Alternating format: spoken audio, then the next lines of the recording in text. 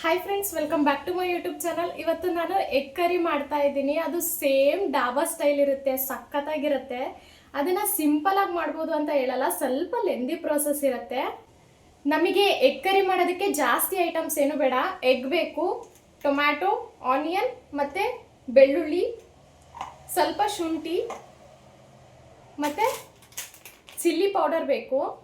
In case ಶುಂಠಿ ಬೆಳ್ಳುಳ್ಳಿ paste ಇದ್ರೆ ಡೈರೆಕ್ಟ್ ಆಗಿ ಅದನ್ನೇ ಹಾಕಿ. ಅದು ಹಾಕಿದಾಗ ಇದು ಬೆಳ್ಳುಳ್ಳಿ ಮತ್ತೆ ಶುಂಠಿ ಹಾಕ್ಬೇಕಂತ ಏನಿಲ್ಲ, ಅದು ಅಥವಾ ಇದು ಎರಡರಲ್ಲಿ ಒಂದು ಹಾಕ್ಬೋದು.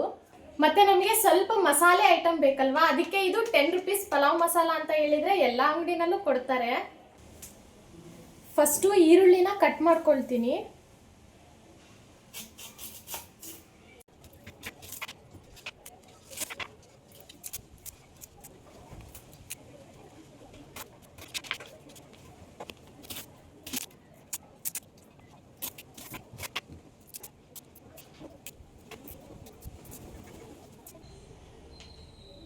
ನಾನು ಟೋಟಲ್ ಆಗಿ 4 ಈರುಳ್ಳಿ ಹಾಕ್ತಾ ಇದ್ದೀನಿ. 3 ಈರುಳ್ಳಿ ನಮಗೆ ಮಿಕ್ಸಿ ಮಾಡಕ್ ಬೇಕು, ಇನ್ನೊಂದು ಈರುಳ್ಳಿ ನಮಗೆ ಒಗ್ಗರಣೆ ಹಾಕಕ್ ಬೇಕು.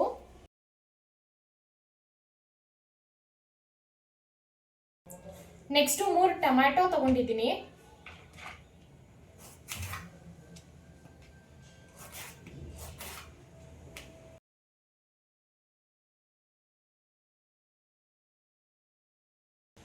ನೋಡಿ, ಇದು 3 ಈರುಳ್ಳಿಯಿಂದ ಈ ಸೈಜಲ್ಲಿ ಕಟ್ ಮಾಡಿದ್ದೀನಿ, ಸ್ವಲ್ಪ ದೊಡ್ಡದೇ ಇದೆ. ನೆಕ್ಸ್ಟು 2 ಟೊಮ್ಯಾಟೊ ಇಂದ ಈ ಸೈಜಲ್ಲಿ ಕಟ್ ಮಾಡಿದ್ದೀನಿ, ಯಾಕಂದರೆ ಇದೆರಡು ಮಿಕ್ಸಿಗೆ ಹಾಕ್ತೀನಿ. ಸೊ ಎಷ್ಟಾದರೂ ದೊಡ್ಡದಾಗಿ ಕಟ್ ಮಾಡಿ. 1 ಈರುಳ್ಳಿನ ಇದು ಒಗ್ಗರಣೆಗೆ ಹಾಕೋಕ್ಕೆ ಸ್ವಲ್ಪ ಸ್ಮಾಲ್ದಾಗಿ ಸಣ್ಣದಾಗಿ ಹಚ್ಚಬೇಕು. ಇದನ್ನು ಅಷ್ಟೇ, ಟೊಮ್ಯಾಟೊನೂ ಅಷ್ಟೇ ಸಣ್ಣದಾಗಿ ಹಚ್ಚಬೇಕು. ಇದನ್ನು ಒಗ್ಗರಣೆಗೆ ಹಾಕಬೇಕು. ನೆಕ್ಸ್ಟು ಶುಂಠಿ ಬೆಳ್ಳುಳ್ಳಿನ ಬಿಡಿಸ್ಕೋಬೇಕು. ಶುಂಠಿ ಬರ್ತಾನೆ ಇಲ್ಲ, ಎಷ್ಟು ಗಟ್ಟಿಯಾಗಿ ಹೋಗಿದೆ. ಇಷ್ಟು ಶುಂಠಿ ಸಾಕು, ಜಾಸ್ತಿ ಬೇಡ. ಬೆಳ್ಳುಳ್ಳಿನೂ ಇಷ್ಟು ಸಾಕು.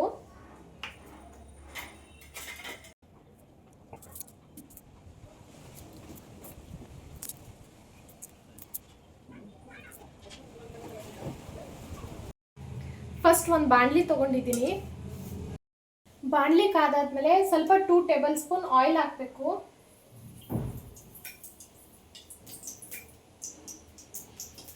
ಎಣ್ಣೆ ಸ್ವಲ್ಪ ಕಾದಾದ್ಮೇಲೆ ಸಾಸಿವೆ ಮತ್ತು ಜೀರಿಗೆ, ಸ್ವಲ್ಪ ಕರಿಬೇವು ಹಾಕಬೇಕು. ಈರುಳ್ಳಿ ಹಾಕಬೇಕು.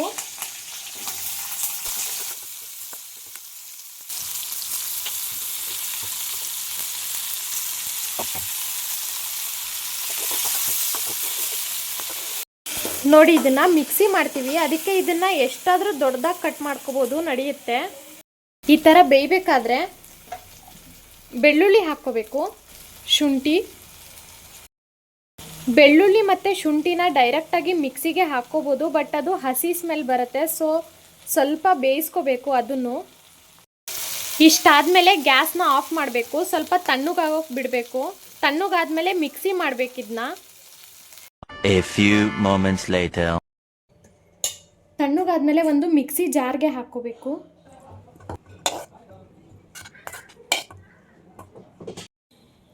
ಈ ಮಿಕ್ಸಿ ಜಾರ್ಗೆ ಈ ಪಲಾವ್ ಎಲೆನ ಹಾಕಬಾರ್ದು. ಪಲಾವ್ ಎಲೆ ಬಿಟ್ಟು ಮಿಕ್ಕಿದ್ದೇನೇನಿದೆ ಅದೆಲ್ಲ ಹಾಕ್ಬೋದು.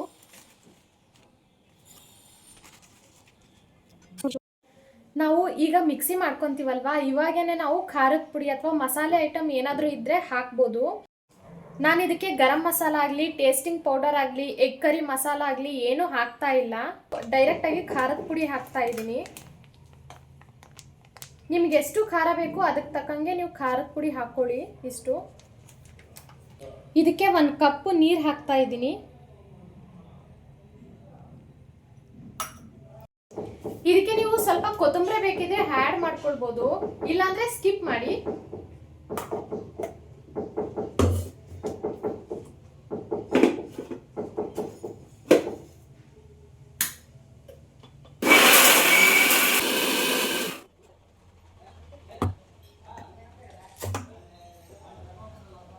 ನೋಡಿ, ಈ ಥರ ನುಣ್ಣಗಾಗಬೇಕು. ಈ ಥರ ಇರಲಿ. ಅದೇ ಬಾಣಲಿಗೆ ಮತ್ತೆ ಒಗ್ಗರಣೆ ಹಾಕಬೇಕು.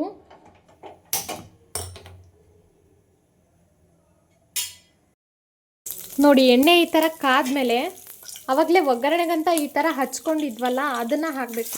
ಮತ್ತು ಸಾಸಿವೆ ಜೀರಿಗೆ ಎಲ್ಲ ಹಾಕಬಾರ್ದು ಇದಕ್ಕೆ, ಆಲ್ರೆಡಿ ಅವಾಗಲೇ ಹಾಕಿದ್ದೀವಲ್ವ ಅದಕ್ಕೆ. ಈ ಒಗ್ಗರಣೆಗೆ ಆವಾಗಲೇ ಮಿಕ್ಸಿ ಮಾಡ್ಕೊಂಡ್ವಲ್ವ ಅದನ್ನು ಹಾಕೋಬೇಕು.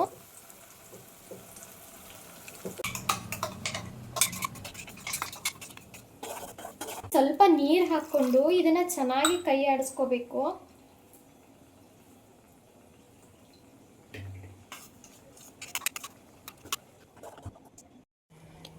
ಇದಕ್ಕೆ ಸ್ವಲ್ಪ ಉಪ್ಪು ಹಾಕ್ತಾ ಇದ್ದೀನಿ. ಇದಕ್ಕೆ ಉಪ್ಪಾಗಲಿ ನೀರಾಗಲಿ ಜಾಸ್ತಿ ಹಾಕಬಾರ್ದು. ನೀರು ಜಾಸ್ತಿ ಹಾಕಿದರೆ ಇದು ಸಾಂಬಾರು ರೀತಿ ಆಗುತ್ತೆ, ಕರ್ರಿ ಅಂತ ಅನ್ನಿಸ್ಕೊಳ್ಳಲ್ಲ. ನೋಡಿ ಇಷ್ಟು ಆಯಿತು ಅಂದರೆ ನಮ್ಮದು 90% ಎಗ್ ಕರಿ ಆಯಿತು ಅಂತಲೇ ಅರ್ಥ. ಇದನ್ನು ಹೈ ಫ್ಲೇಮಲ್ಲಿ ಸ್ವಲ್ಪ ಕುದಿಯೋಕೆ ಬಿಡಬೇಕು.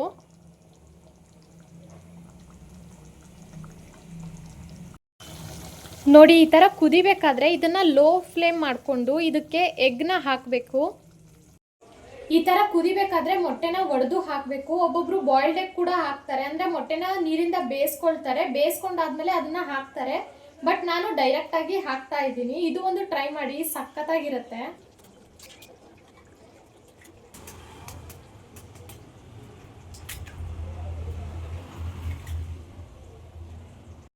ನೋಡಿ ಈ ಥರ 3 ಮೊಟ್ಟೆ ಹಾಕಿದ್ದೀನಿ. ಮೊಟ್ಟೆ ಹಾಕಿದ್ಮೇಲೆ ಅದನ್ನು ಲೋ ಫ್ಲೇಮಲ್ಲೇ ಸ್ವಲ್ಪ ಬೇಯಿಸ್ಕೋಬೇಕು. ಎಗ್ ಹಾಕಿದ ತಕ್ಷಣವೇ ನಾವು ಚೌಟಿಂದ ಅಲ್ಲಾಡಿಸ್ಕೋಬಾರ್ದು, ಅದು ಸ್ವಲ್ಪ ಬೇಯೋಕೆ ಬಿಡಬೇಕು. ನಾವು ಎಗ್ 3 ಕಡೆ ಹಾಕಿದ್ದೀವಿ, ಸೊ 3 ಕಡೆ ಸ್ವಲ್ಪ ಸಣ್ಣ ಉಪ್ಪು ಹಾಕಬೇಕು. ಸ್ವಲ್ಪ ಹಾಕಬೇಕು, ಯಾಕಂದರೆ ಆಲ್ರೆಡಿ ನಾವು ಹಾಕಿದ್ದೀವಿ ಉಪ್ಪು. ಮೊಟ್ಟೆ ಹಾಕಿದ ಮೇಲೆ ನಾವು ಹೈ ಫ್ಲೇಮಲ್ಲಿ ಇಟ್ಟರೆ ಮೊಟ್ಟೆ ಎಲ್ಲ ಕೆಳಗಡೆ ಸೀದೋಗುತ್ತೆ. ಸೊ ಇದನ್ನು ಲೋ ಫ್ಲೇಮಲ್ಲೇ ಬೇಯಿಸಬೇಕು. ಈ ಥರ ಕುದಿಬೇಕಾದ್ರೆ ಇದನ್ನು ಈ ಥರ ತಿರುಗಿಸ್ಕೋಬೇಕು, ಮೊಟ್ಟೆನ ಒಡಿಬಾರ್ದು.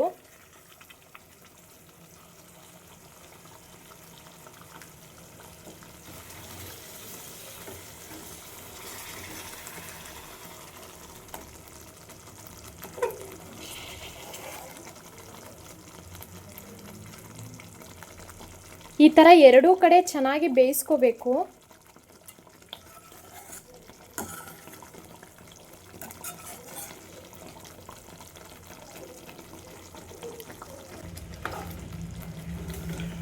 ನಿಮಗೆ ಸ್ವಲ್ಪ ನೀರು ಬೇಕು ಅನಿಸಿದರೆ ಹಾಕ್ಕೋಬೋದು.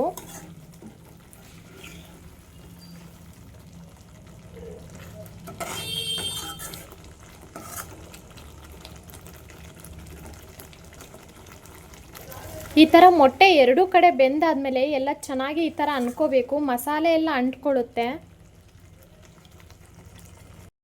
ಇದಕ್ಕೆ ಸ್ವಲ್ಪ ಕೊತ್ತಂಬರಿ ಹಾಕ್ತಾ ಇದ್ದೀನಿ. ಎಗ್ ಕರಿ ಎಲ್ಲ ರೆಡಿ ಆಯಿತು. ಅದಕ್ಕೆ ನೆಂಚ್ಕೊಳ್ಳೋಕ್ಕೆ ಹೆಚ್ಕೊಳ್ತಾ ಇದ್ದೀನಿ ನಿಂಬೆಹಣ್ಣು.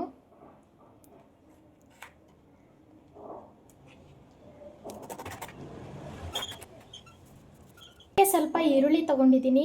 ನೆಂಚ್ಕೊಳ್ಳೋಕ್ಕೆ ಯಾವತ್ತಿದ್ರೂ ನೀವು ಪಲ್ಯ ಥರ ಕಟ್ ಮಾಡಬಾರ್ದು, ಮೀನ್ಸ್ ಬಾಕ್ಸ್ ರೀತಿ ಕಟ್ ಮಾಡಬಾರ್ದು. ಈ ಥರ ಹೇಗೆ ಬೇಕೋ ಆ ಶೇಪಲ್ಲಿ ಕಟ್ ಮಾಡಬೇಕು. ನೋಡಿ ಈ ಥರ.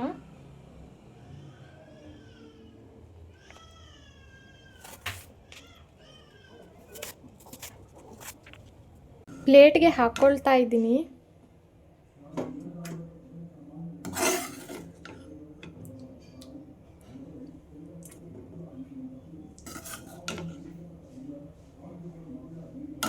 ಈ ಎಗ್ ಕರಿಗೆ ಚಪಾತಿನಾದರೂ ತೊಗೋಬೋದು, ರೊಟ್ಟಿನಾದರೂ ತೊಗೋಬೋದು, ಸೂಪರ್ ಕಾಂಬಿನೇಷನು. ಬಟ್ ಇದಕ್ಕೆ ರೈಸ್ ಸೂಟ್ ಆಗಲ್ಲ.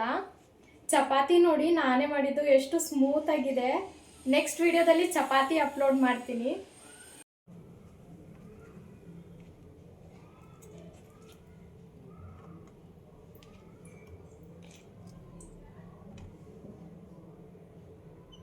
ಚಪಾತಿ ಮತ್ತು ಎಗ್ ಕರಿ ರೆಡಿ ಆಯಿತು. ಬನ್ನಿ ನೋಡೋಣ ಟೇಸ್ಟ್ ಹೇಗಿದೆ ಅಂತ.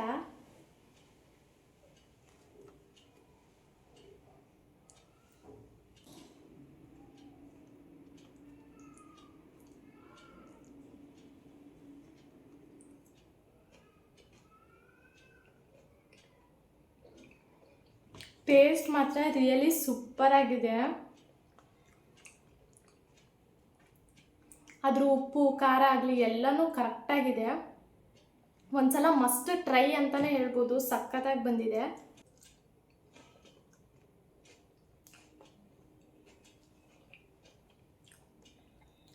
ನಾನು ನಾರ್ಮಲಾಗಿ 2 ಚಪಾತಿ ತಿಂತೀನಿ. ಇನ್ ಕೇಸ್ ಈ ಥರ ಕರಿ ಏನಾದರೂ ಕೊಟ್ಟರೆ ನಾನು 3ರಿಂದ 4 ಚಪಾತಿ ಖಂಡಿತ ತಿಂತೀನಿ.